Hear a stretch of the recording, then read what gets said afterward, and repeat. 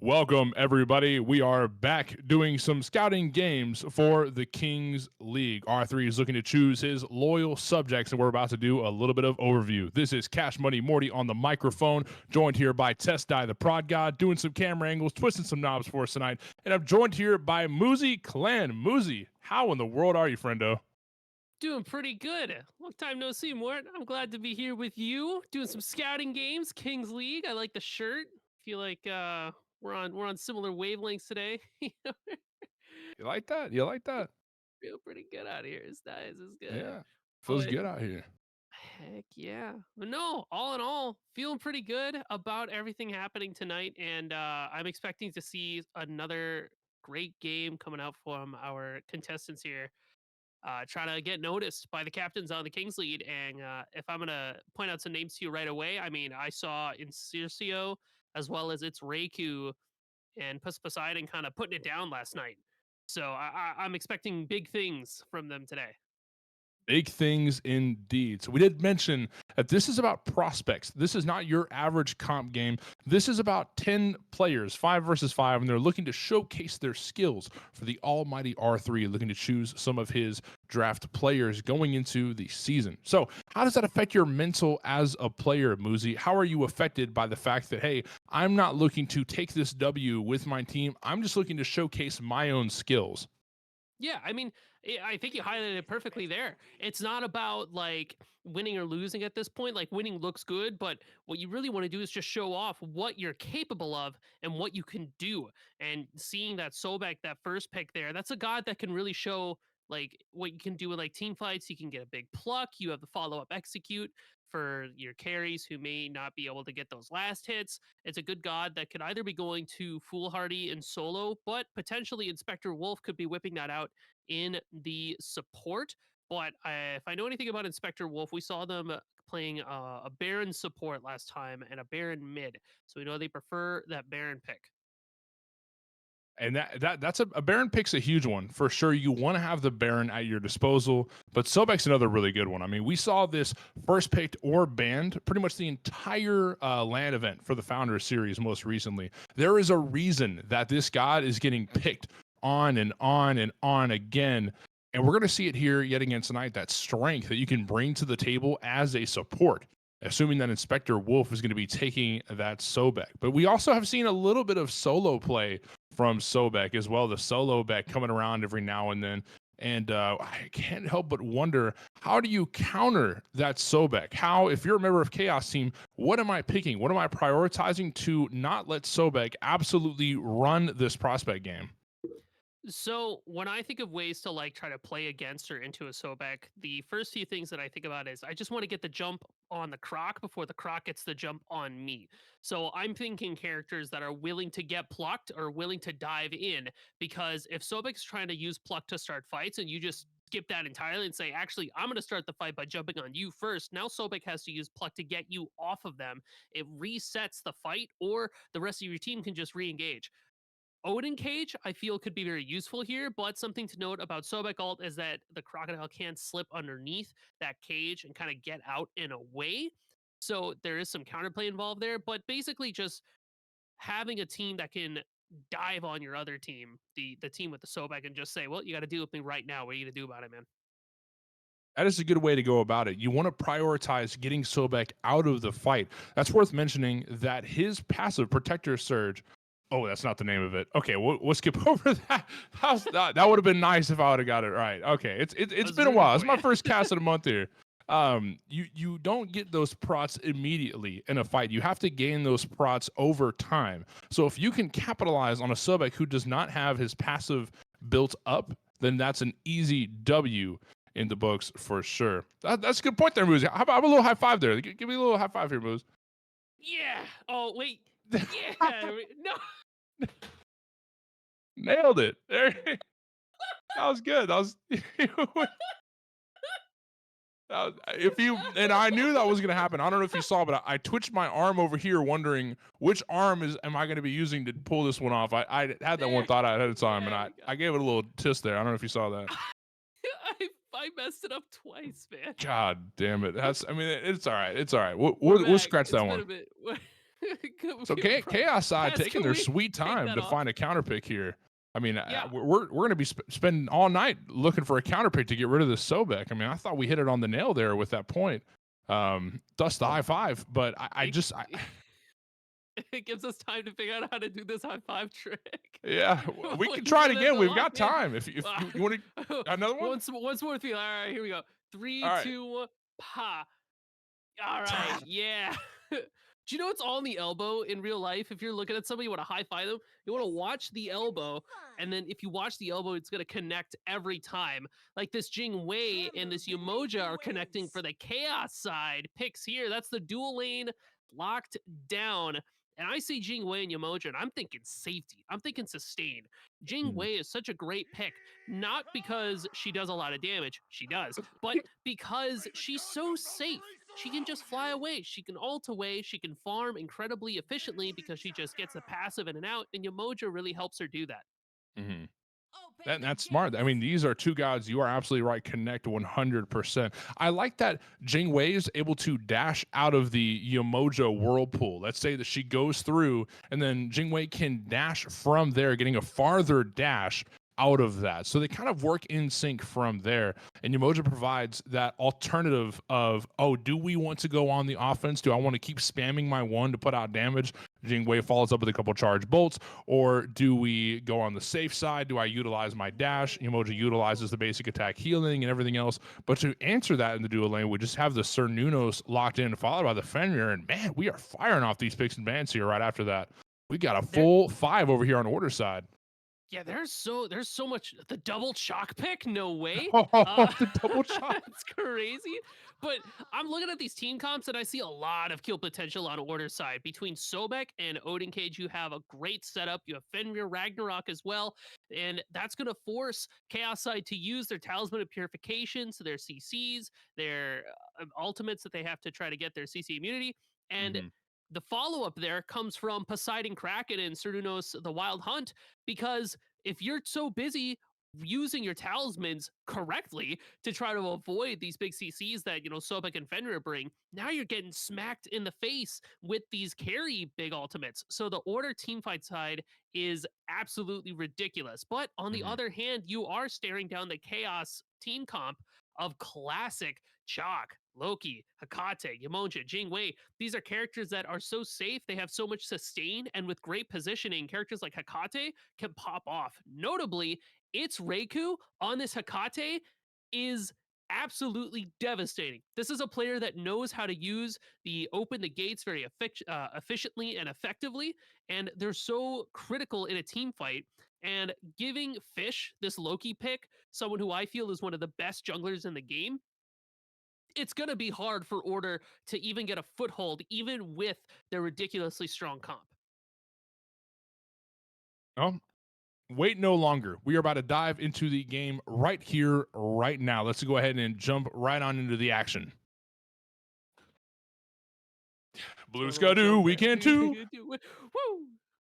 And Oh, here I we went the are, wrong way. smooth. Look at that transition. Mm. So here we are diving into the game. This is TKL Scouting. We're here with a couple of bodies over here in order, couple of bodies here in chaos. We mentioned that Reiku is going to be a name you want to watch on the member of the chaos side, but who are we looking out for over in order? Who's going to be our power player for them? So Insurcio on the Cernunos is fairly standard for what I've seen so far, and Insurcio is able to win lane fairly handily and consistently.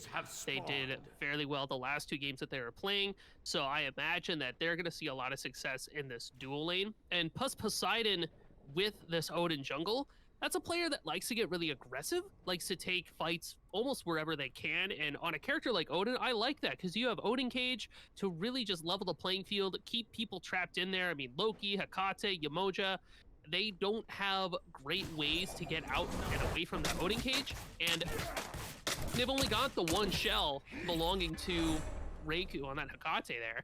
So Mhm. unless they build that Shadow Helm to give them the ability to walk out of that cage, it's going to get a little dicey. So that's who I'm looking for at order side right now. That's the best part about picking the Odin is that you might not even think that Odin's the most prevalent solo laner or jungler or whatever else, But over anything, Odin will force a relic. And if it just so happens that the relic isn't forced from the Odin, then you're going to be paying the price by having to either build an item that you wouldn't regularly build, or you're just going to suffer the consequences of the Odin wall. That's really what it comes down to. And I think that it's going to be a little dicey for sure. We do see 3 Phantom Shells over here on the side of Order. One from Sobek and Fender and CERN. And Odin's missing a relic, actually. I don't know why. If I have been doing that every game I've been playing too, and Cercio taking a lot of poke. He's going to make it back to that tower just fine. What it looks like, and that shell is going to be popped down on cooldown. That's a W. That's a W for Chaos. You're able to force a relic, and their next fight is going to be a little bit less safe on the side of Order. Big fan of these early skirmishes, looking to bait out relics. And speaking of bait, we might be baiting out this Shock to fall to the afterlife as Sobek's going to get charge spray off, and Shock's going to get plucked back to that tower. He's got a long way to go if he's going to make it back to his own, but the teleport over the wall from the 1-2 combo is going to suffice just fine. A little bit of healing from Rain Dance as well, and Shock's going to be A-okay. That's a hard lane to gank on both sides. As a jungler, I wouldn't even be looking at solo at that point. And Sergio's catching a couple strays as well. Phantom Shell is going to be popped. He's going to make it back under that tier 1 tower just fine. Catching a lot of damage from Chaos over here. Even in the middle lane, a bit of action as well, as Poseidon's not going to make it back to the tower. LGG Fish is going to grab first blood, and holy camole, things are getting hectic before this 2-minute mark. Say every single lane is brawling it out, and like you said, ganking this Chalk is going to be not necessarily a fool's errand, but it's to be very difficult because that character sustains in lanes so well, so you can almost always imagine they're going to be at least half health. And if you catch them when they're level 5, you're going to take a Shock ult to the dome, and then they can just get out of Odin Cage. They could use their Storm Call and just kind of leave. So it's not too much to deal with. Meanwhile, though, that mid lane kill that we saw, we've got the Fish Reiku combination. These are 2 players that are high skill ceiling players. These are players that know what's up, and they'll have a bit of intrinsic, let's say, teamwork just built into them because they're both trying to achieve similar goals in their play style. So I would expect Chaos side, this mid lane, mid jungle combo is going to absolutely get active. It's going to get nasty. It's going to be about where is Fish going and where is Reiku going to go after the fact. You can see, Wabi Sabi once again getting poked out. Oh no, Fish is coming back around for seconds. I'm not done with you yet. Wabi Wabi's gonna fall, and good lord, another kill for the side of Chaos. And Fish is beginning that snowball that you had just started talking about. And that's not a character. You don't want Loki to be too far ahead, because now your jungle, your plus Poseidon's down to half. Oh man, I don't think he's gonna make it out. Fish is gonna be chasing him down. The ultimate comes out from Loki, and Puss is gonna be falling. 3 kills in the pocket of LDG Fish. And while you're in the area, stop and smell the roses. Grab a blue buff. Get something better for your Chuck. Hey, take this and buy something nice. Why don't you? And that's just spells bad news bears here for Chaos side, because now you have Venom Rush with this Jock pick. Gonna get some accelerated farm. And this is a character that was already not necessarily winning lane inherently against the Sobek, but they can lane safely and effectively because they just throw the axe and clear the wave. They have Bluestone. It's not a big deal. They were already fine. Now they're going to be ahead. So now this opens up build path opportunities for this Chalk to see, like, oh, I can get a cheeky Lightbinder or a Book of Thought. Really feeling spicy in the character. Their dual scaling is so good. You can get away with these high int damage items and try to make some early rotations to Gold Fury, which is going to be spawning just a few seconds here. Also, Poseidon did finally pick up their Blink relic, so they have it now, but can they get Reiku? Odin Cage comes out trying to escape, but the Kraken comes out and is going to take Reiku to the afterlife. The first kill for the side of Order. We're going to go back over to dual lane, check out some action, a little bit of farming here. Intense kill for middle lane. It's good to see some revenge there. Reiku, you're not invincible, friendo. In fact, you are a god, which means you are supposedly immortal, but gods are slain all the time here on the battleground of the gods. See, they're going to stare at that black and white for a little bit and come back to it, probably with a new attitude. You know, we can't just say, I'm better than you, Wabi Sabi. I don't have to respect you. I can just do whatever I want. No, you got to be a little smarter about that. Fish has no such qualms, though. Fish has a little bit of qualms. That Whirlpool is definitely going to be a qualm for the sign of Fish. Gonna have a bit of issues there, but Inspector Wolf is making his way over to the middle lane. Kind of interesting how Inspector Wolf picked up the Fenrir. Ragnarok is gonna drag him under the tower, and Reiku's gonna fall yet again. Another kill for Wabi Sabi. And we're starting to see a little bit of back and forth here in the middle lane. What we thought was going to be this massive snowball created for LDG Fish is now starting to form in the side of Wabi Sabi, who was now recently 0-2, now 2-2, picking up a little more traction going into the 6-minute mark of the game.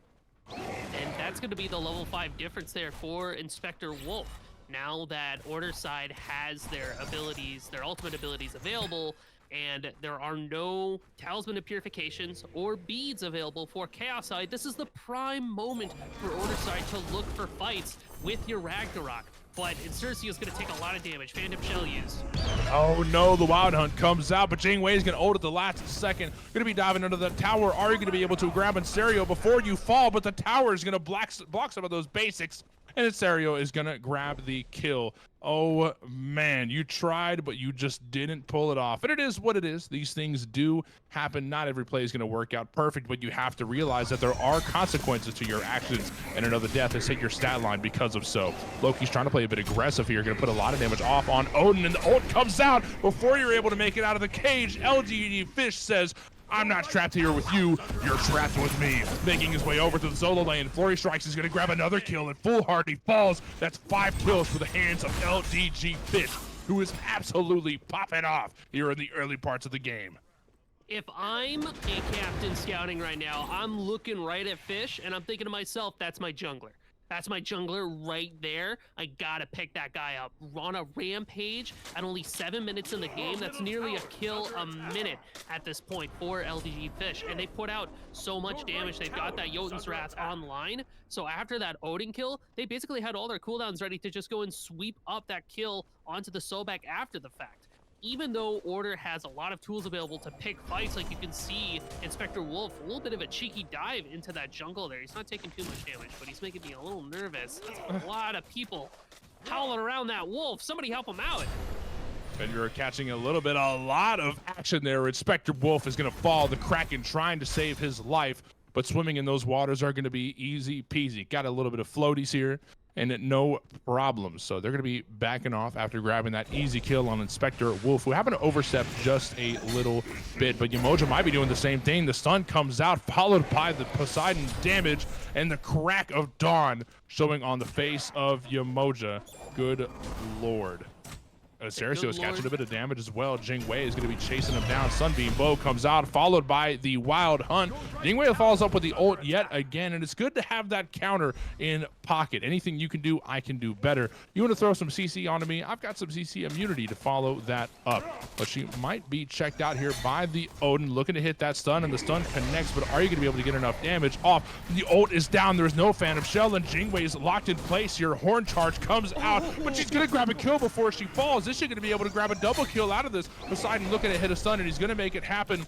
Oh my god, he's not going to get the damage off, and Poseidon's barely going to walk away with the scythe, but LDG Fish shows up out of nowhere, and when you least expect it, that Loki, that pesky Loki is lurking around the corner yet again. 7-0 for LDG Fish. We're at 9:30 here, 9 kills in the pockets of Chaos team. 7 of those in the hands of Fish, looking to make it maybe 10 kills, hitting the double-digit mark before 10 minutes. Kraken comes out, gonna get that pesky Loki off of your tail, and oh my goodness, exactly what you said, Muzi. I'm looking at Fish and I'm saying, that's my jungler right there. That's who I want on my team. That's who's taking me to the tippity top of the totem pole. My favorite part about that entire skirmish was the fact that before Fish came in and got the last hit on Poseidon, they scooped up a kill before that. They got a double kill. This man is just ready to sweep by. They've got the vacuum cleaner, they got the broom and dustpan. They're just like, oh, you gonna finish that? Hold on, I'm just gonna I'm gonna take care of this. I'm gonna get this out of here. Don't you worry about it, baby girl. I'm cleaning house tonight. LDG Fish. They're online. They're rocking and they're rolling. But I like the fact that Order side is willing to get scrappy. I think Poseidon's rotation to that Jing Wei was 100% the right call, especially after that ultimate was used. The damage was just a bit off the mark. They missed some abilities, and they were fighting inside that minion wave, which ate up a bunch of the autos from Insurcio.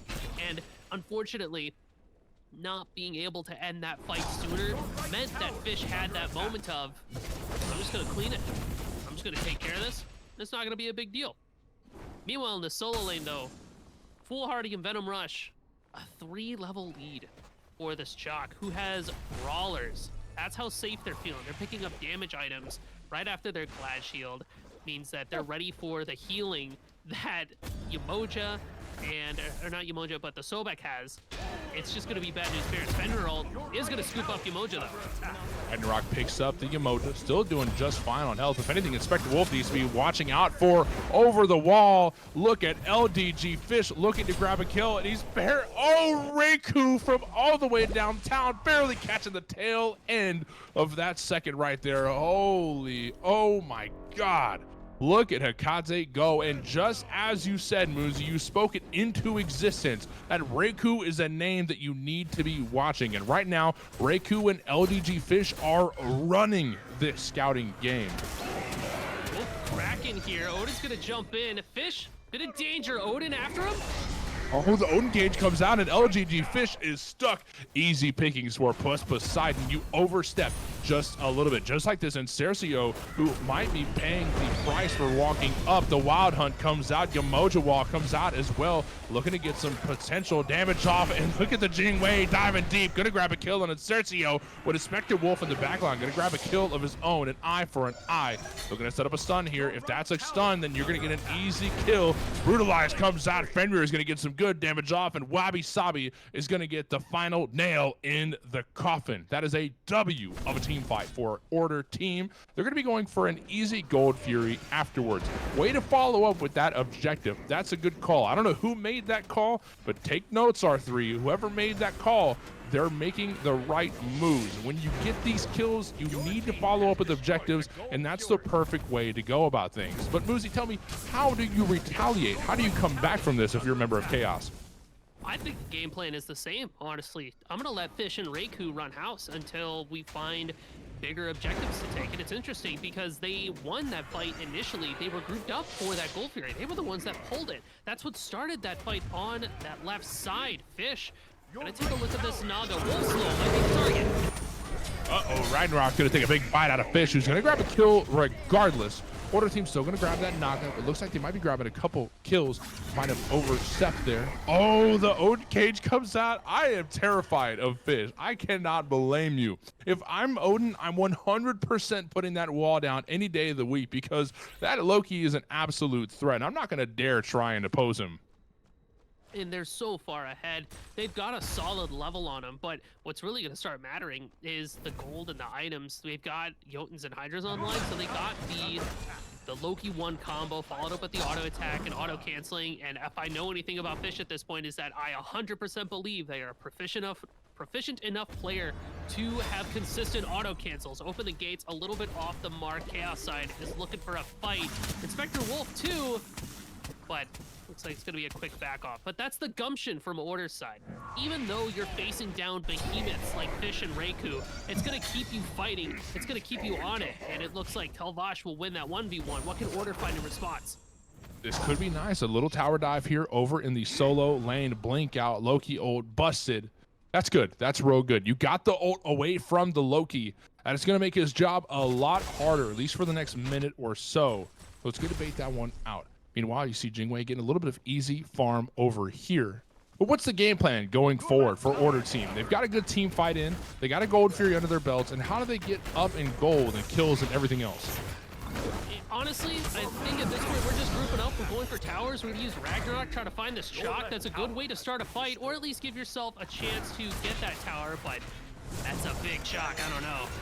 I don't know if you take this one, honestly. I mean, that's 3 bodies on top of Chalk, but this is Chalk after all. And look at LGG Fish sweeping in from the side, and that's easy pickings yet again. Good damage from the flurry strikes. Odin Cage comes out looking to secure your team here, but it's not going to happen. Wait a minute, Jingwei coming in the teleport from dual lane, making his way over to solo and grabbing a double kill in the process. Jingwei taking that lead, taking that dominant stance over to the solo lane, helping the team, grabbing a couple kills for yourself. All W's in my book. That map awareness is something I want to look out for. And over the wall, here comes the storm call from the Chalk. LDG Fish is going to clean things up. and another couple kills, 3 to be exact, in the pockets of the Chaos team.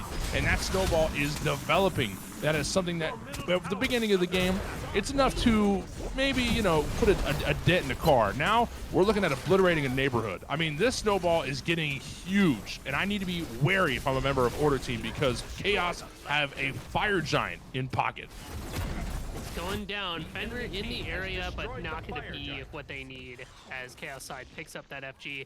That's crazy how Chalk's health bar did not move that entire fight, by the way. What a character that has 2 prod items at this point, but it's all you need. Order Side, just, they don't have the damage available. I mean, who was up there fighting? You had, you know, plus Poseidon and Inspector Wolf and Foolhardy.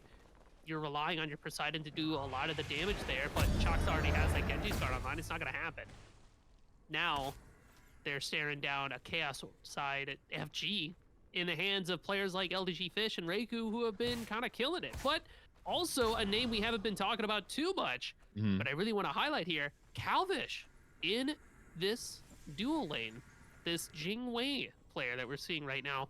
5 and 3, put in the work, great map rotations over to that solo lane. They've been able to handle Insercio in lane, who we know is strong, and their farm is good because they're 2 levels up over that Cernunos. Chaos Side looking to do a little pincer maneuver onto Odin and Cern. Yeah, Odin might be a little bit caught out, especially because Fish is around the corner. Good stun comes out, but the Wild Hunt's going to put a pin in LDG Fish's plans. The Odin wall comes out, and that's going to leave them in a rough position. Going to be hard to chase from there. Plus Poseidon get a bit of an ambitious back there, trying to recall a little bit out of position. But they're going to make it back to that tier 2 tower just fine. But the fight's going to resume. A storm call comes out, and Inspector Wolf is going to get cleaned up by Calvish. Somebody grab a broom and a mop, because there is a mess on aisle number duo lane. And oh man, Calvish is looking nice. I'm glad he brought that up, because Calvish is doing absolutely great this time of the game. I mean, we're seeing a lot of good things from Calvish, and we have been since the beginning, but especially now, Calvish is really taking that lead and doing big things with it. Lurking in the waters comes out. The fight is continuing here in the duo lane, and Calvish is going to clean up Foolhardy, who's looking a bit foolish for trying something silly like that, diving past the tier 2 tower. They're going to grab it before they chase down to that Phoenix, and 3 members of the Order team are going to be hanging out over here. That open the gates from Hagate does not connect, but it's going to keep them at bay. Order team know not to step up. There's 5 hungry members of Chaos that definitely want a piece if you're going to give it to them. So do not let off that play. Do not let off anything. Otherwise, they will clean up whatever you give them. Odin stepping up just a little bit, and oh my goodness, he almost fell to LDG Fish, but jumping over the wall, he's going to make it out just fine. I mean, maybe not just fine. Definitely a little bit shaken, a little bit heartily scared of what LDG Fish is capable of. But 5 members of Chaos team rotating towards that Gold Fury. A little bit of mental scarring for Plus Poseidon there. You know he's not going to be trying that again anytime soon. And Chaos Side is using this Fire Giant so efficiently. They get another Gold Fury there. It's going to be their first one of the game. And with 60 seconds left for FG, probably want to back here, buy some items, and get ready for another push with no towers left in the way. It's going to be time to start looking at some Phoenixes. And with that tower defense that we saw on the left side there, that tier 2, I was a little interested to see the Foolhardy take that fight. I'm wondering what's going through these players' minds, because obviously we're trying to show off our skills, show off what we're capable of, and be like, hey, here's what I got, right? I'm ready to take whatever fight we need to take. There is 1 tower remaining. Thank you, Tess. But I have to wonder, at one point does it start to wear on your mind a little bit? You start to try too hard to show off what you can do, instead of being like, I'm just gonna play a chill game of Smite. My gameplay will speak for itself. Gotta make sure that, don't overcome. Stay in your lane, stay in your zone. What, and open the gates. Okay. Reiku. Oh my god. Look at that. Reiku with a nice open the gates. Gonna let Calvish clean up a kill, and Calvish yet again doing some huge damage, huge numbers coming from the Calvish. One thing I've noticed about the Calvish too, it's not just the gameplay, it's not just the map awareness, but it's the building too. And in an ever-changing game like Smite 2, where there's alphas and we're going towards beta and there's patch notes for balances and changes and all this and that, knowing what to build at all times is a very hard job. But Jingwei's got that on lock, and that is good news. This means that you have some. Oh, Bye, it's Cercio. Sergio. Oh, goodbye. Hope you enjoyed your stay. Have a wonderful time. Say we'll see you Wow. later. Eventually, right? Yeah, maybe next game at this point. And Sergio has been set back by these phenomenal players who capitalize on alone positioning so much to a point where I don't know what you do if you're in Sergio. Pyromancer picked up by Chaos side there. The gap widens. And for Insurcio, honestly, it's going to be about playing off what your team can do.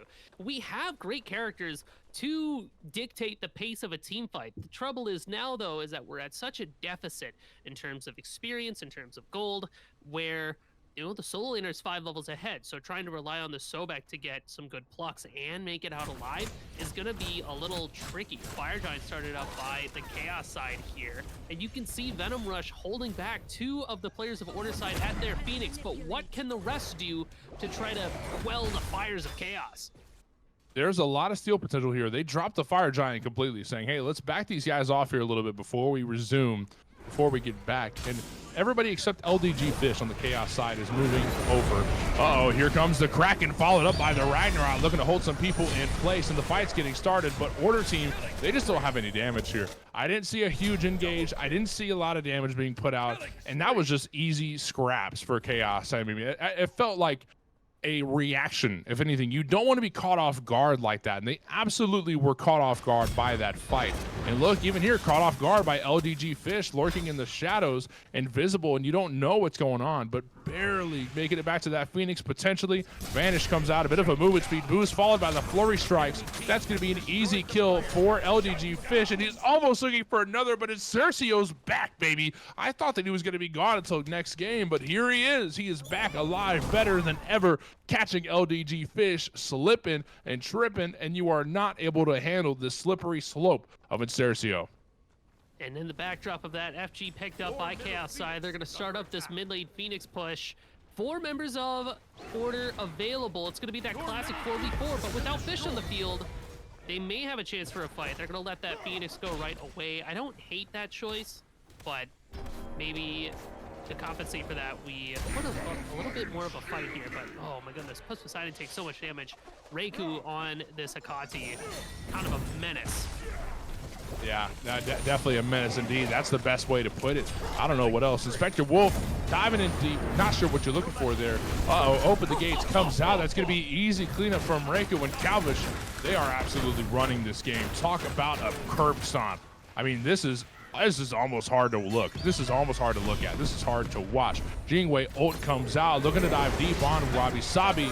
Kraken ult comes out, gonna get some good damage on the Jingwei. Poseidon barely making it back to that fountain. Calvish gonna grab another kill on Puss Poseidon in the process instead of the regular Poseidon. And the regular Poseidon's doing everything they can to defend that Titan, but I don't think it's gonna happen. That's an easy deicide from the hands of Raikou, and the game is over. The match has been set, and Chaos team looking just fine. Looking great, I should say. Wowee. And good lord, I mean, everybody from Chaos side was playing pretty spectacularly there.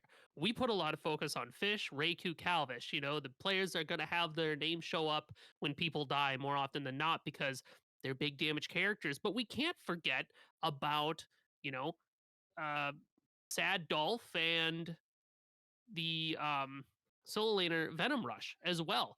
Look at the damage mitigated from that shot. Good lord, 30k. And in a game like this, it's quite a bit because all of the fighting happened all at once. And I really just got to shout out the whole team there.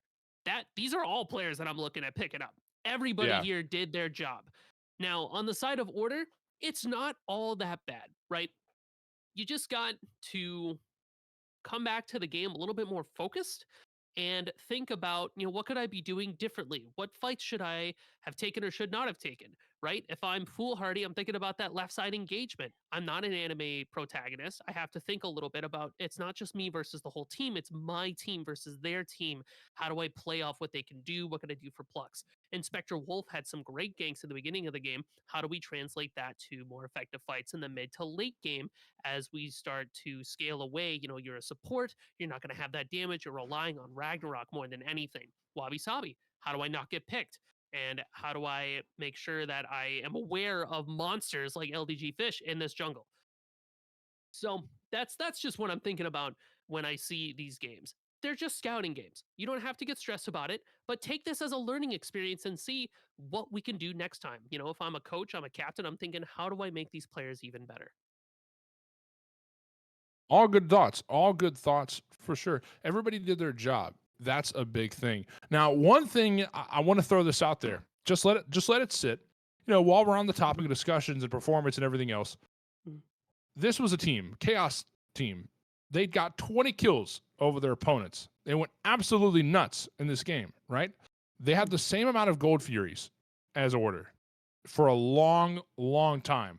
Order team was able to sneak a gold fury in, and with that huge, ginormous lead, Chaos team was only able to sneak in one for a very long time. And that's a little worrisome. That lack of objective play, which is that's kind of to be anticipated. You don't really have a dedicated shot caller on the team, but you need someone to step up to the plate. And I think it's worth mentioning because somebody like LDG Fish, who might be good at cleaning up slop and taking care of kills when possible, but you need someone to run these games as far as shot calling goes. And we didn't really see that from Chaos side. But we did see it from Order side. So if there's one thing we need to congratulate Order on, it's objective play. Because the fact that they were able to sneak in one Gold Fury in the first place after a good team fight, that's good news to me. I like hearing that. On the Chaos side, I'm a little bit skeptical, but regardless, we saw good stuff across the board. I'm a fan. I'm a big fan. I love it here. This place is Love it great. here. Love Love it that here. gameplay there. That being said, we Absolutely. are looking to try and start up another game. So we're going to take a quick break before we do so. So go ahead, grab a refill on your drink, your desired brew of choice. Grab a little bit of a snack, maybe some popcorn, whatever else you're deciding to snack on for the evening. We'll be back here. So do not go anywhere. I command you, do not leave your seat except for the request I had put in earlier.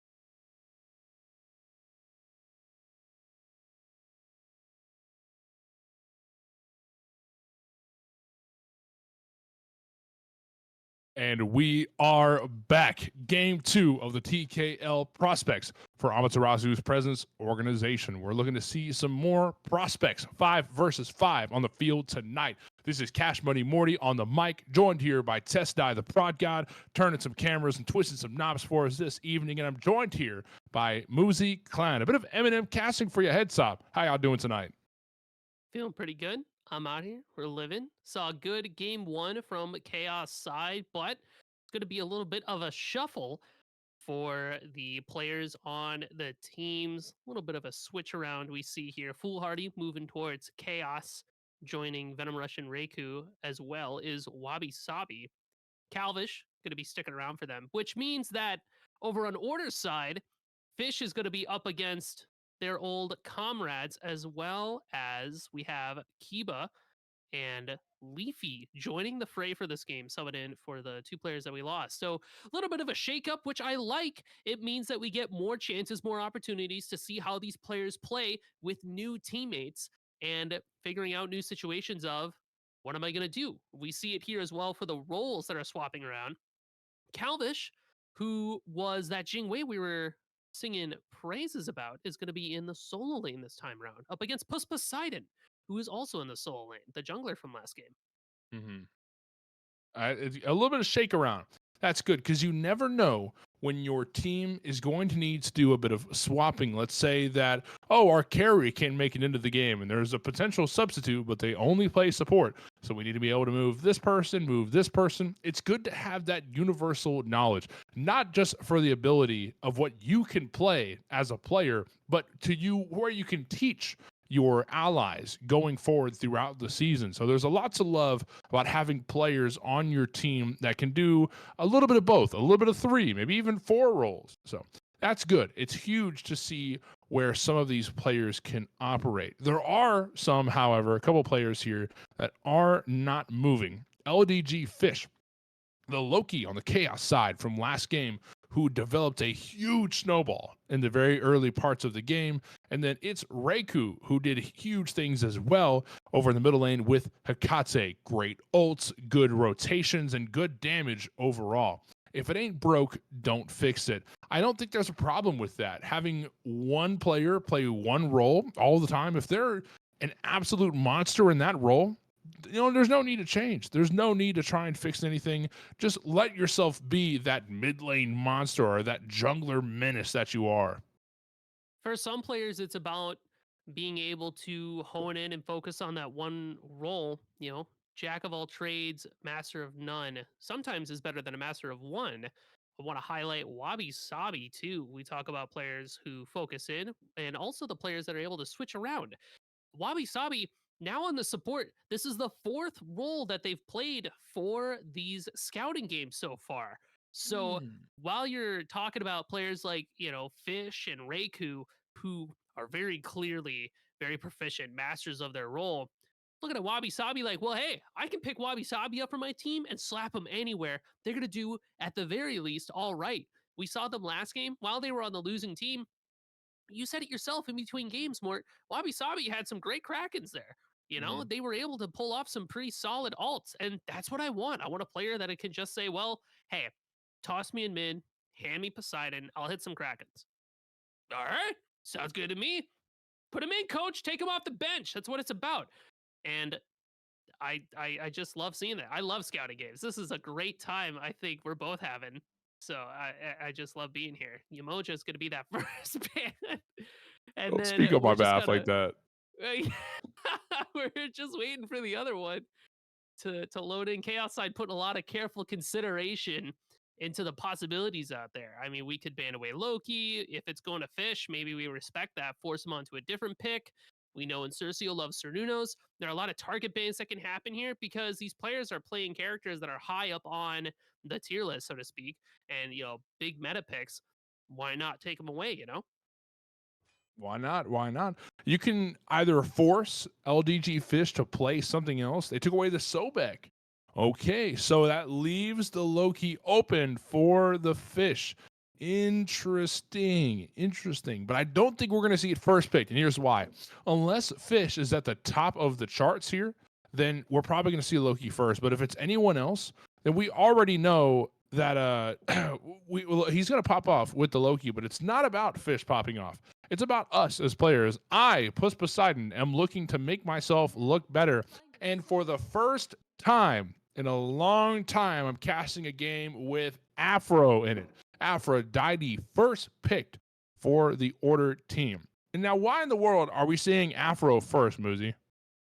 This character is ridiculous. This Ah. character, Aphrodite, puts out so much damage with their lovebirds. It gives them a lot of sustain, and now their ultimate lets them reset those lovebirds too.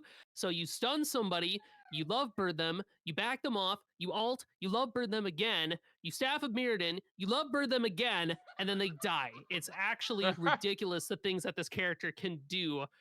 I don't even think Thor could save you from it, but you can see Reiku back on that Hekate and with Fish back on this Loki. I mean, these are players that love these characters. We're going to see a lot of bombastic gameplay from them, a lot of high damage numbers, a lot of deaths on the board. But now these two characters are facing against each other. There's something special about the ideology of maybe I'm not LDG Fish. I'm not the player that's going to carry your entire team. But you know what I can do? I can pocket heal the crap out of the player that is going to carry the team. I can make sure that LDG Fish's job is even easier. And that's why we want the Afro. Same thing with the Kepri. That's why we're seeing Kepri here, because maybe I'm not the one who's going to be doing all the crazy engages and hitting every basic as your ADC, but I'm going to make sure that, hey, if they so happen to get caught out, I can at least revive them. I can at least set up some CC and do these things here and there. That's a huge role to participate in. I mean, support is arguably one of the most important roles on the team. So having a good support there, I think it's huge. We do see a couple more gods locked in. I mean, fired on real quick there. Thor, Hekate, Kepri, and Fenrir. A lot of single target CC there. You have a couple AoEs there. Hekate does have that huge engage. And another AoE with Medusa. Now, correct me if I'm wrong, Muzi, but I'm having a hard time making sense of these teams. Maybe not with role placements, but what are we going for with these teams? What is our thought process behind team fights or picks, or what are we doing here? So Chaos has a good mix of both dive and backline support. So they have a lot of dive when it comes to Thor and Hekate. Actually, with Open the Gates, they can launch their team into a fight or pull their team towards them.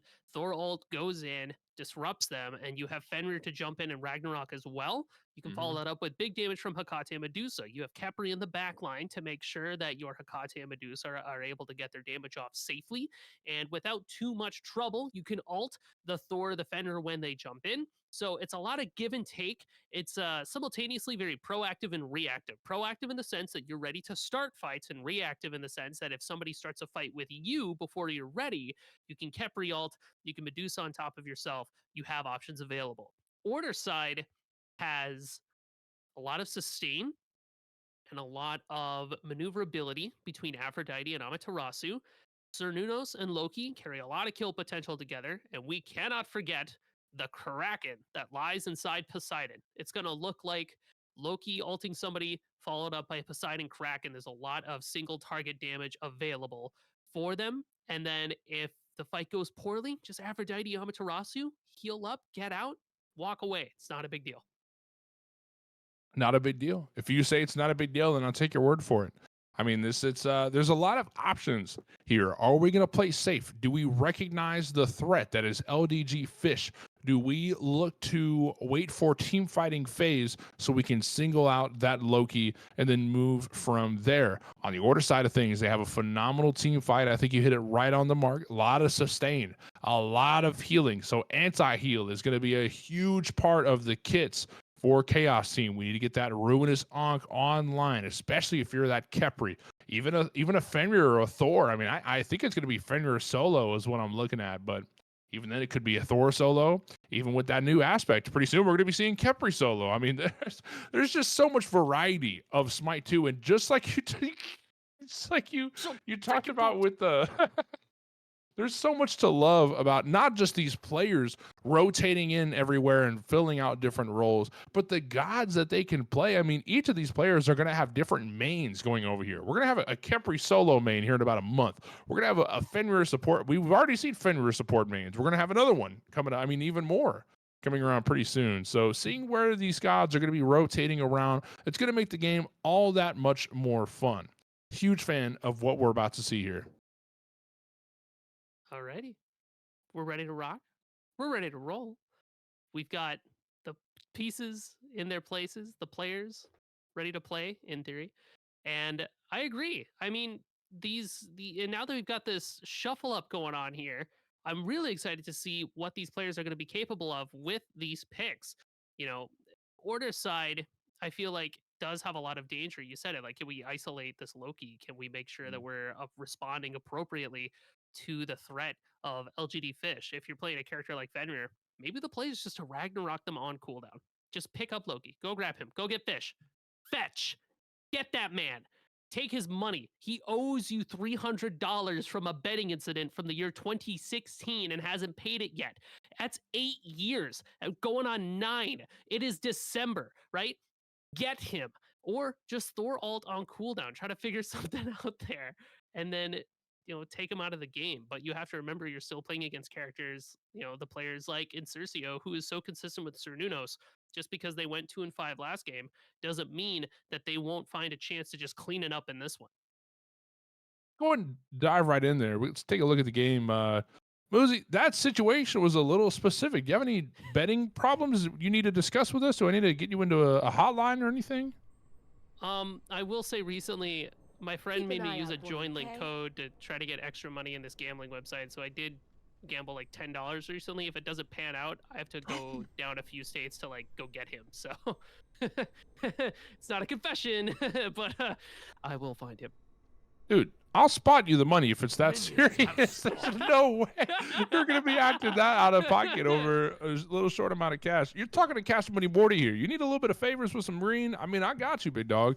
We don't need to be stressing about little numbers like that. If it ain't 3 digits or even more, I mean, it's pocket change, baby. You don't need to be worrying like that. But what we do need to worry about is we're here in the game. 5 versus 5, 10 bodies on the field. I see LDG Fish, Puss Poseidon, and Cercio up against Calvish, Venom Rush, Reku, Wabi Sabi. A lot of power hitters here. And where are we anticipating to see some of this early game action?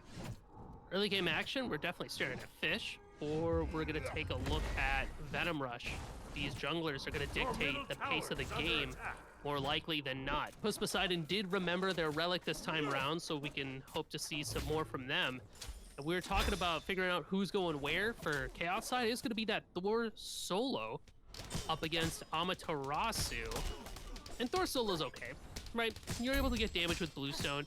You have a bit of safety with the hammer. You're just throwing it out and you're clearing. Berserker's Barrage, now that you have that little electricity moment. Ooh, Wabi Sabi taking a tower shot. Little rambunctious bug, but Thor's got better clear now, which means he has a little bit more solo lane potential.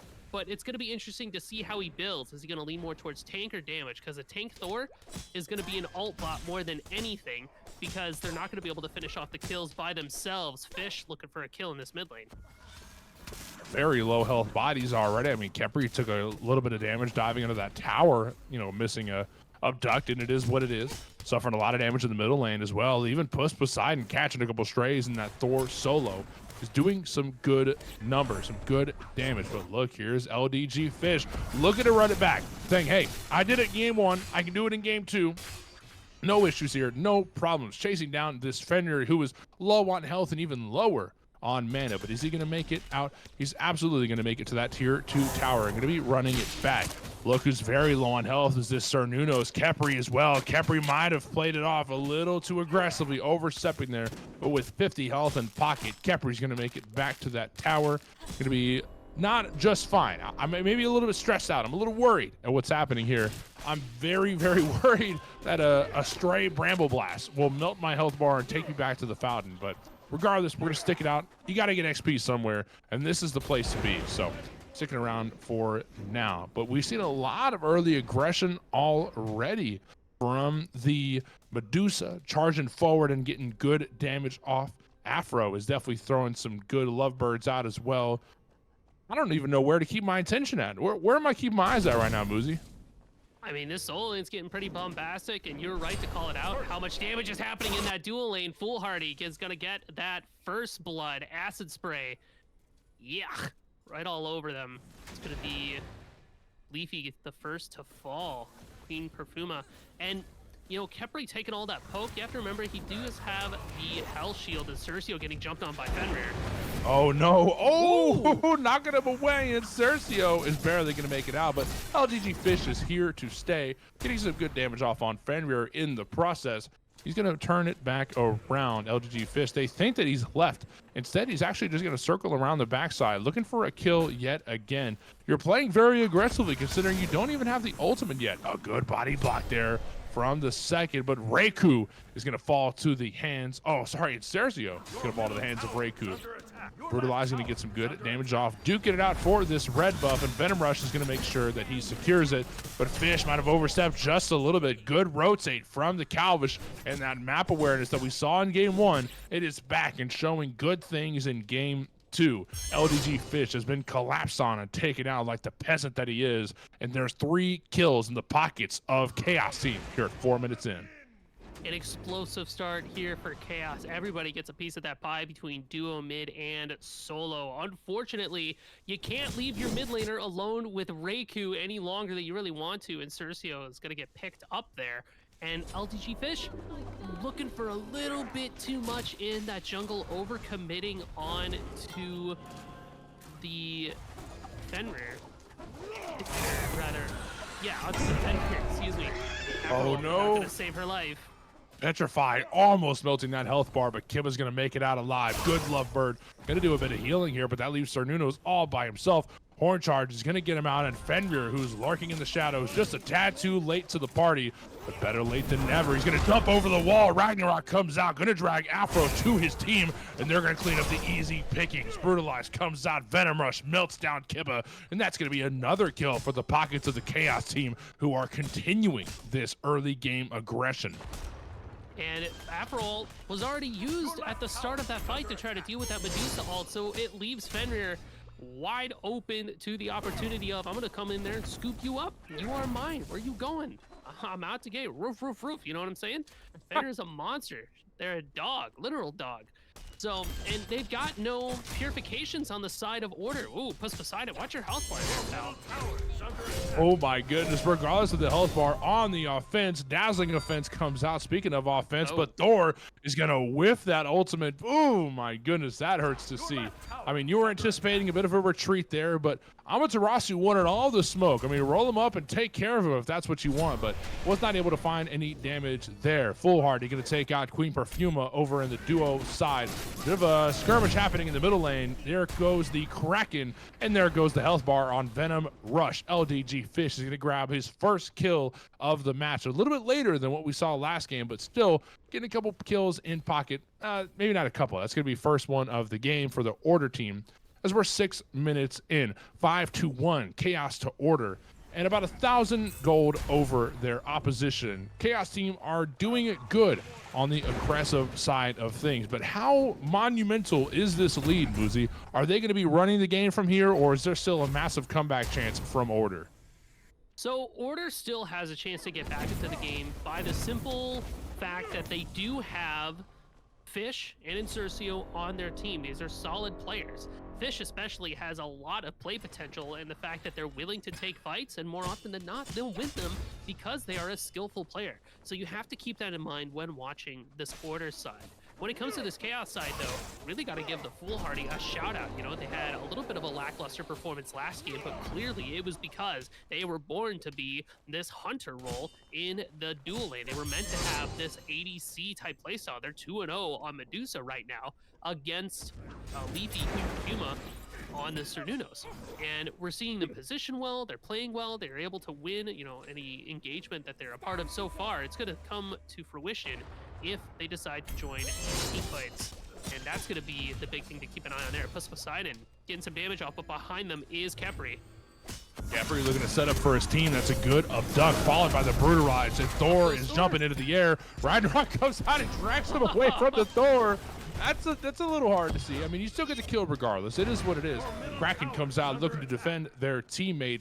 Oh, Scarab's Blessing comes out. It's not going to be necessary, but good that you have your teammates in mind. That's exactly what a Kepri player does. A companion, a loyal friend overall. So great to see from Kepri. But the rotation, they failed to notice that over on the Gold Fury, Afro and Sarnunos are going to melt that like it's nothing. No big deal. Those lovebirds and everything else that they've got at their disposal are going to make quick work of that Gold Fury in an objective in pocket. That is exactly what we want to see from the down on their butts order side. Well, maybe not down on there. I mean, you know, it's a little bit bad. It's a little bit down. Oh, Petrify comes out and Afro's been locked into place. The ultimate's a little bit late and gonna force the blink out of Medusa. Okay, that's, you know, it's a bit of a fight. That one's interesting for sure, but Fenrir looking to clean up the scraps, lurking in the shadows, looking to jump over the wall at any given moment. And Fenrir, this is your time to strike. Go for the kill. Ragnarok looking to come out at any moment here. Oh, the Fenrir is down. The ultimate's down. That's easy pickings. Wait just a minute. Oh my God, you thought that they had it in bag. I mean, that could have been an easy Medusa kill, but Lovebirds comes out. Medusa's getting real low on health, and the team has showed up. Queen Perfuma is going to take out Foolhardy.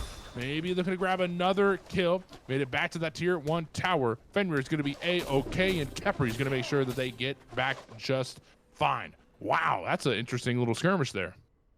Aphrodite movement speed keeping her alive and healthy, just barely able to kite around the damage that Venom Rush was trying to put out there. It just wasn't enough. And because of that, Aphrodite has so much sustain, it's fine. It gives Leafy the opportunity to open up some of their damage and get a return kill. And I want to highlight for a second, I really like the fact that, you know, Queen Perfuma, Leafy, and Kaiba both went to that Gold Fury for that 4-man rotation of Soul Lane. Because if I'm in that Soul Lane, if I'm Puss Poseidon, that's the call I make. I'm like, there are 4 people over here, go do gold. And Order Side did it. Those are the plays that keep you in the game. Those are the plays that make sure that even though you're losing players, you're able to maintain a gold deficit, or rather that it's not as significant as it could be. And that keeps you afloat. It makes it so that your ADC, your dueling here, is able to put even more pressure onto this Medusa. And you have to, because Foolhardy is very clearly a capable player. You know what I love about this Kepri here is that he's just so darn aggressive. Kepri is known overall to be this peel-heavy support, but he's just playing so aggressive. He's going to set up picks whenever possible. Thor is in the air, speaking of aggression, over in the solo lane, but he's choosing not to take that fight. Instead, he's just going to land on top of some minions, continue to farm away because LDG Fish was lurking in the shadows. There's a kill over here in the middle lane. Kraken comes out. And that is a dead in rights Queen Perfuma. Oh, that was all right. That was over in the duo lane. Kib is going to get chased down. Look at that Kepri Solar Flare going to root that Afro in place. Doug followed up, and Venom Rush is going to make sure that Afro falls. That's 2 kills for the Chaos side. They're going to make it a third as LDG Fish is a little bit out of position. Going to get chased down by the brutalized Reiku, who's going to take out Ancercio. Poseidon's going to be heading back to the fountain. That's 3 kills in the pockets of Chaos team. Chaos showing up this game. I mean, we saw the Chaos side last game where it was Reiku and Fish kind of running business right now. This time it's going to be Reiku and Venom Rush, who had a good showing in that solo lane, now really showing up in this jungle. 4-1, crossing that 10-minute mark. And it has a lot to do with the fact that they're willing to stay aggressive. They're willing to stay with it. And they're ulting almost on cooldown. Every time I check to see if Fender has ultimate available, they don't, because they are just letting it rip freely to get anything that they can. I like that mindset from Venom. It's just, I'm going to show up, Ragnarok. If I get you, I get you. If I don't, I don't. Aphrodite, really low. It's good abduct. I mean, you're looking to set up kills, and you might not have found anything right there. But I think a little more follow-up from the Medusa. I mean, she's caught up with the wave. It is what it is. She's busy with a big old Warhorn minion. It's kind of hard to make something like that happen. So I'm not too mad at it. That being said, Afro's going to heal all that back up, and it's going to be hard to make that engage happen again. Kepri's looking to set things up, and that aggressive Kepri style I was just talking about, it's showing its face yet again. Solar flares and abducts and rising dawns all across, but Reiku's going to grab a kill over there in the middle lane. And Cercio is going to fall yet again. 0-3 at this point, and 3-0 for Reiku. They're going to set up a kill over here. A duo. Petrify comes out, followed by the abduct from the Kepri. but Afro is just not going to let anything happen right now. The ultimate has been busted, and safety has approached the hands of Cernunos and Afro. Now rotating over to this Gold Fury, looking to grab their second of the game. Order team are almost melting it down, and they absolutely are. Medusa from the backside at aggression from Puss Poseidon is going to force the blink from Medusa. And it got an objective out of it. Maybe not any kills, maybe a little bit of a boring skirmish there, but we did see an objective go to the hands of Order Team. And it's little things like that. You got to be aware of the fact that that thing can melt from the hands of Queen Perfuma and Kiba at any moment necessary. And you've also got Puss Poseidon with this Amaterasu making that rotation from solo lane. They've got Sunbeam Bow online, and that just shreds objectives too. So I love seeing it. And because of these gold theories that they're picking up, Order side's keeping that gold. They're not too far behind from Chaos. So just because you die a lot doesn't mean that you're necessarily losing. Great ult exchange from the Aphrodite in response to Ragnarok. It means that Chaos side is going to be chasing after these two, but likely they don't find anything here. And that's great. Order side is doing a very good job of finding their victories where they can. If we can't win fights, we will go for objectives, because it's very clear that Chaos side has a inclination, maybe is the word I'm looking for. They favor that solo side. So that leaves Gold Fury wide open. Let's just scoop that up. Oh, but be careful here in this duo. Uh-oh, Petrify comes out, gonna lock that Afro in place. Cernunos is gonna fall as well. The Ragnarok comes out. Oh, the Fenrir comes out, brutalized, getting some good damage off, and Kiba running as fast as they can, but the sun, Rising Dawn, gonna melt that health bar of yours. Gonna be 2 kills over here in duo lane. And they utilized everything. Rising Dawn. I said that one, right? That was good. Oh, they're maxing Rising Dawn. No wonder it's melting health bars. I mean, that's a maxed Rising Dawn there. And that's interesting. Most people I've seen max abduct for that increased duration on the pull. Reku is going to grab a kill on Loki. LDG Fish has fallen 2 deaths already and looking to grab another kill. Reku is going to take out Puss Poseidon. And Puss, here, kitty, back to your litter box. Venom, Rush, gonna grab another kill. That's 3 bodies down for Order Team. They're circling around this fire giant. It's a bit of an ambitious call, but I think it's possible. And, I mean, yeah, 100%. Capri and Fenrir are full health, so are Reku. Calder's the only one that's low, but look at Kiba walking up. FG at about half, but everybody from Chaos side is ready to defend this. Sundering Arc is available. Wait just a minute, but how can you sunder if you're grabbed under the jaws of Fenrir? Ragnarok gonna lock that Afro in place. That's gonna be another kill and a fire giant for the hands of Chaos Team. Let's take a look at where we're at. 16-2, Chaos to Order. And that is a 3K gold lead for the hands of Chaos. And they're feeling, you know what? That's really not that massive of a gold lead, all things considered, because Order has gotten 2 Gold Furies in pocket so far, but they are doing good on levels. 4K gold lead for 14 kills. I feel like it should be bigger in most cases, but the objective play from Order is keeping them in this game. It's keeping them alive and making sure that they have a chance to walk away with a W here. But look, as Amaterasu, still hanging out in the solo lane, is now getting surrounded by all of the Chaos Team. Are they going to walk away with a kill, or is their effort going to be wasted?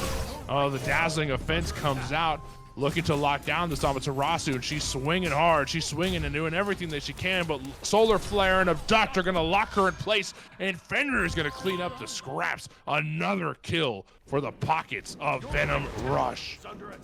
And, I mean, Chaos side is just cleaning house here, right? They took LDG Fish's vacuum cleaners, dustpan, mop combo from last game and said, that's a good idea. Let's just do that.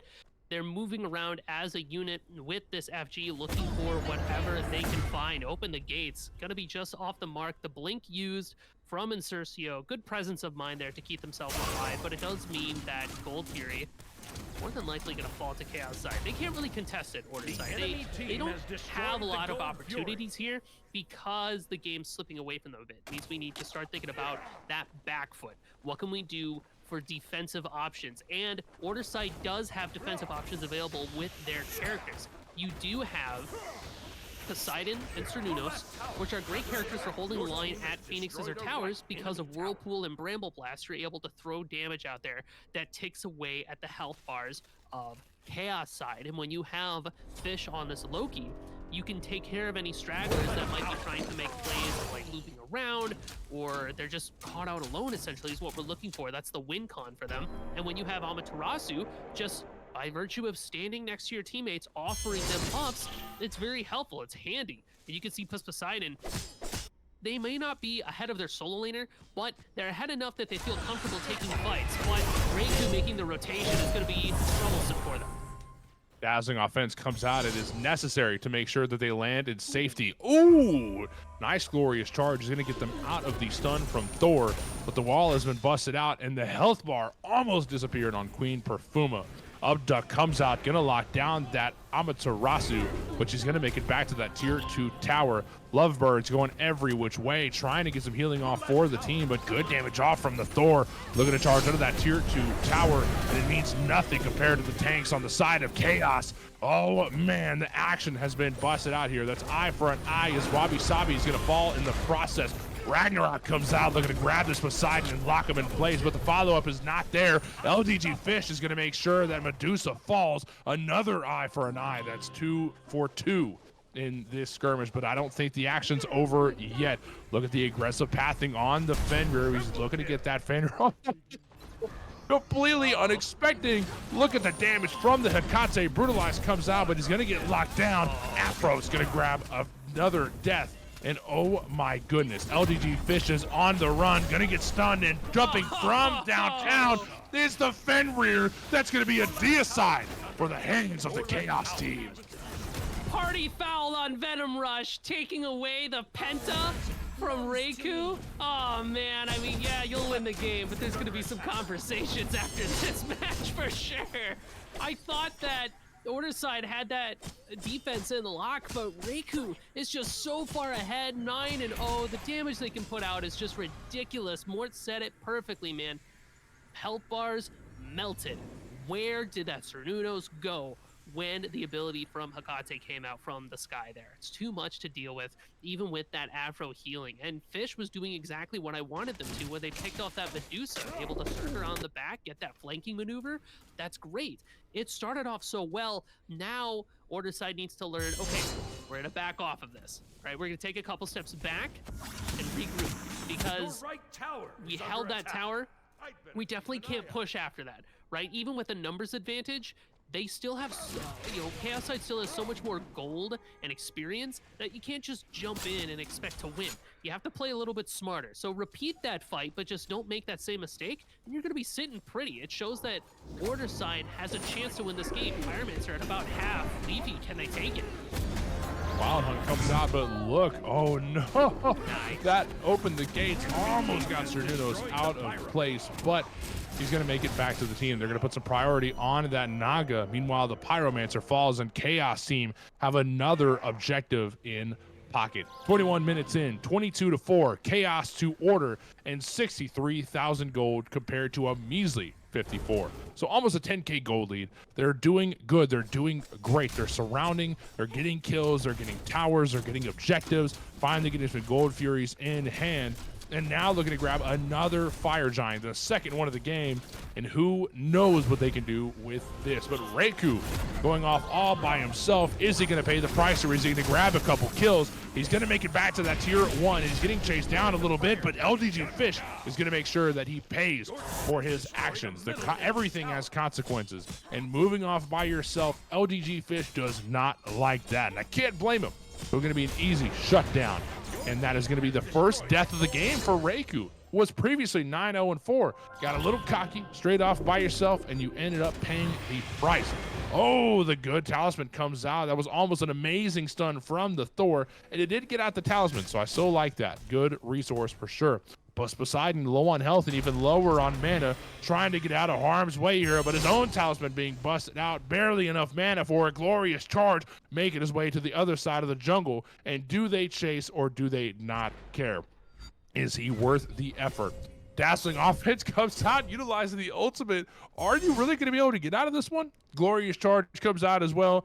Amaterasu does have that movement speed boost, so maybe he makes it out of here just fine. But Ofo jumping over the wall. Brutalized comes out, and Wabi Sabi utilizing that solar flare to get the final touch of death, the final nail in the coffin for Amaterasu. And you know what that is? You know what that is, Muzi? That's a distraction scenario. That is a picture-perfect distraction to make sure that they do not go after a Phoenix. They don't go after any objectives. They're using all of this Fire Giant time to chase down for 1 kill. I'm not mad at that one. It's 40 seconds off of that FG that they got right when Reiku died. Bit of a one for objective. Calvish jumps in. The rest of Chaos, they don't really have too much of a response. That's great initiation tools. How can Order side respond to this? Can they hold the line here? I hope so. I hope so, because if they can't hold the line, they've got nothing left. Open the gates, comes out, but good response from Insercio. Going to be blinking out of that one. It's better than losing your life. I'm not mad at that one. Surrounding the Titan room of the Order side, but LDG Fish going to catch this Medusa slacking. And you think that LDG Fish has disappeared into the madness? No, sir. No, he has not. Another kill for the pockets of LDG Fish. And things are looking okay. Things are looking all right. We're still in the game. That's the biggest thing that you have to remember. But Dazzling offense comes out, back up off the cooldown, but amazing wall from the Thor, gonna lock him in place. And all of a sudden, LDG Fish is by himself. He was supposed to have follow-up from the team there, but it was not able to happen. Breiku's gonna grab a kill on LDG Fish. And things are not looking as well as they once were. That's gonna be 2 bodies down for Chaos Team, 2 bodies down now for Order, as that's going to be a kill from Reiku, but Poseidon going to grab a kill of their own. Going to be abilities being thrown left and right, and Sergio with a tidal wave. Going to be a bit of a rocky ride as Kepri falls. And oh no, it is a lonely Reiku getting chased down by this Amaterasu. Do I have friends here? Do I have reinforcements, or is this a 1v1? What do I do here? Oh my god, the damage from Reiku is going to get Amaterasu off of his butt, and Ama's now looking for mercy, saying, all right, it was a joke, it was a joke, it was a prank, bro. Petrify from downtown, followed by the Reiku damage. That's going to be a fallen Amaterasu with kills being thrown left and right. 24 minutes, 25 to be exact, and 26 kills for the hands of Chaos Team. Talk about action. Talk about non-stop kills. Talk about just down your throat, pedal to the metal action that you want to see from the Chaos Team. They're taking their snowball, they're taking their lead, and they're rolling it right down the mountain.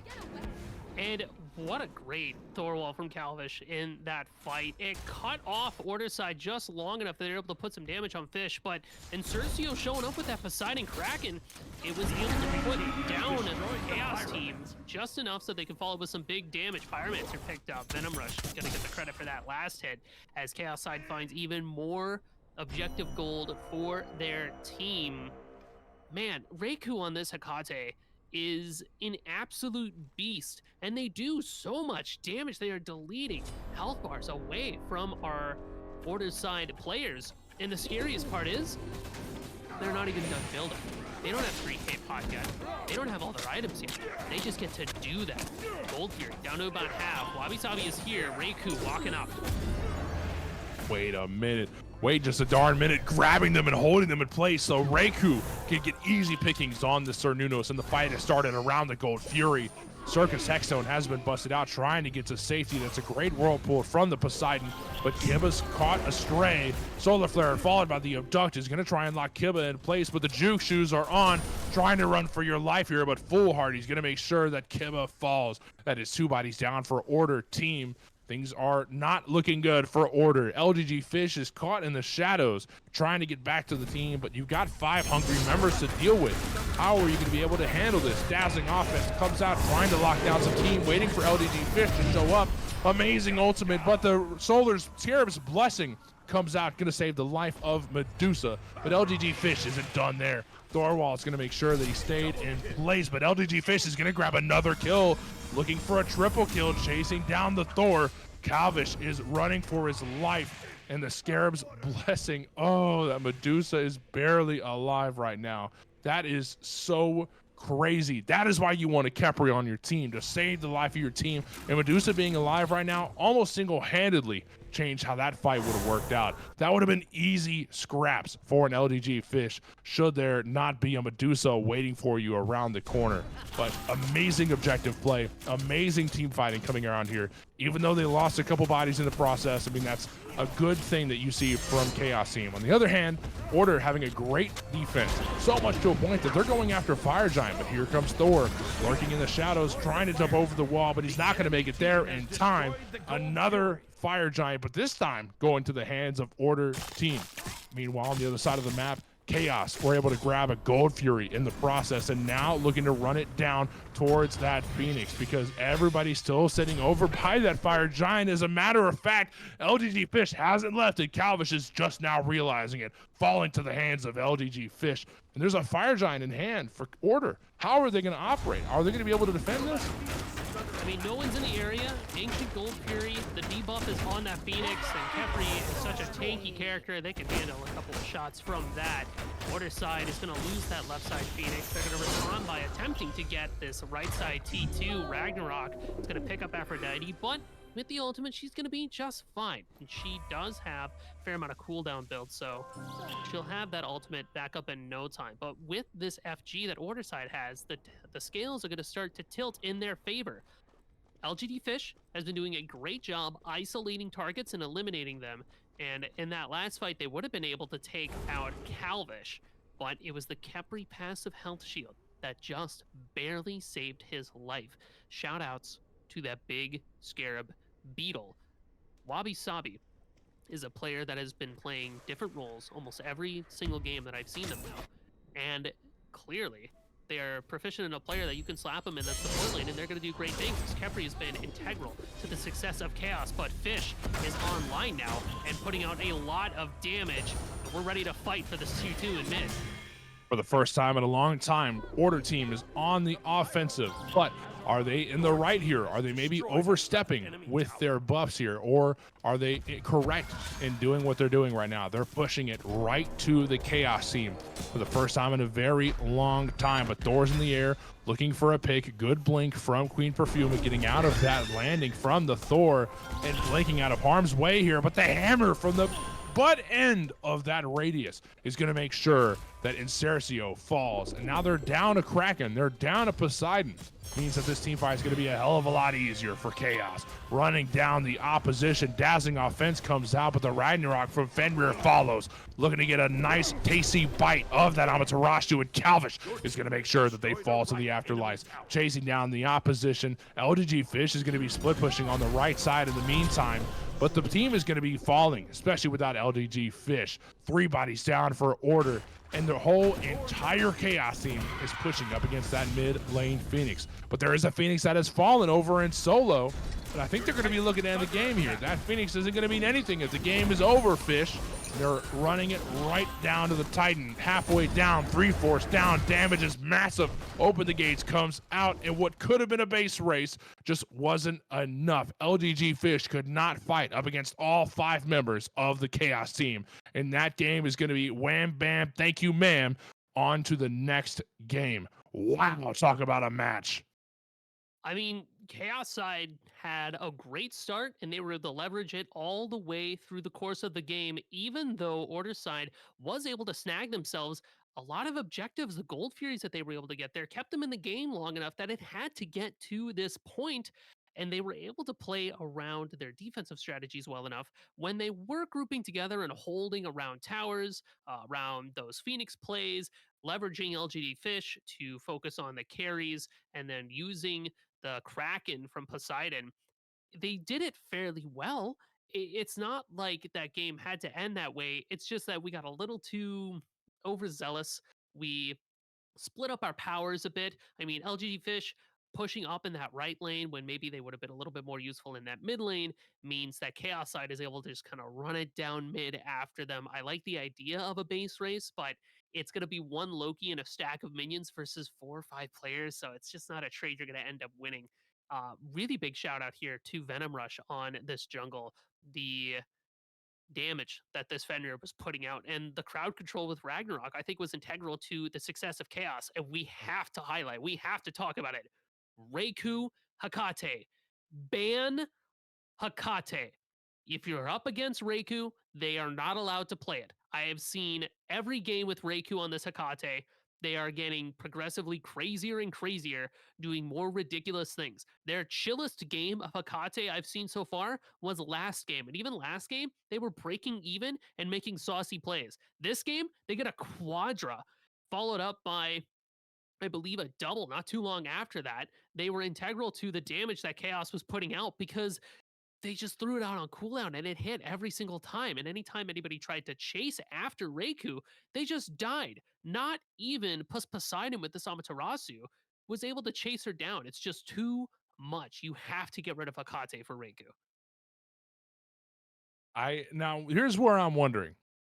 Is Reiku a one trick with the Hikate? I would imagine not, especially because this is a new god, and thinking that Reiku's probably been around for a little while, I would imagine that maybe not a one trick, but we've seen two games from Reiku, both in the middle lane, both with one god. Is this a one trick that can be easily banned away, or does Reiku have that god pool? That is the one question I have for Reiku. Otherwise, this is a mid laner that I want to first pick. If that question can be answered with a positive response, then Reiku is the number one draft pick. That's what I'm assuming. Especially, I don't know. I mean, there's a lot to love about a lot of the other players that we've seen here. LDG Fish had a great game one, but kind of faded into the madness after everything else that we've seen so far. And we also saw a little bit of good gameplay from Wabi Sabi, great gameplay from Wabi Sabi, but kind of faded away in game one. So is he going to stick around in that support role? Does he move around even more? I don't know. A lot of questions that I still have. There are so many things that you want to scout out as an org owner, but you're on it. You're not able to see everything, especially in just a measly 2 games. We did see some games yesterday too, and that definitely helps a lot. But that is going to wrap everything up for tonight. Muzi, Clan, any other options, any other notes that you have before we take off for the evening? I just want to say that I'm really excited for the Smite 2 amateur leagues that we got coming out. I think we have some players with a lot of promise. There's a lot of growth potential with a lot of the players that I've been seeing today, and the bar being set by players like Venom Rush, Reiku, Fish, even Insurcio, Calvish. These players, they are already on a level where they're fun to watch and they're fun to talk about. So it makes me really excited to see what's going to come in the coming years of Smite 2 in these first few months with these amateur leagues. I'm really, really pumped. I'm really excited. So I'm glad to be here for these scouting games, and I'm excited to see what these guys do next. This is just scouting. Muzi has it correct. This is just scouting. We've got a tournament on the way. We've got a whole league on the way. We've got a lot more in stock. So if you are anywhere near excited for what you have just seen, do not be afraid to reach out. We'll get you a Discord link so you can get involved. Signups are still open. That being said, we are looking to take off for now. This has been Muzi, Test Eye the Prod God, and Cash Money Morty. Thank you, everyone, for having us for the evening, and we will see you all very soon. Thanks, y'all.